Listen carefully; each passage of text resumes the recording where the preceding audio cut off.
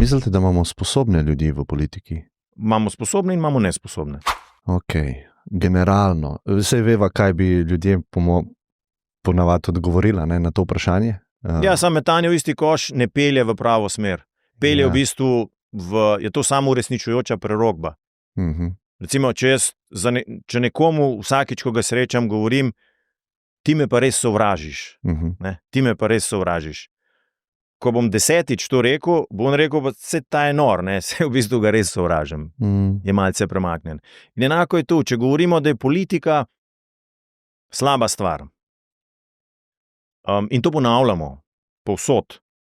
Dejansko s tem naredimo eno zono, kamor sposobni ljudje ne želijo več vstopiti.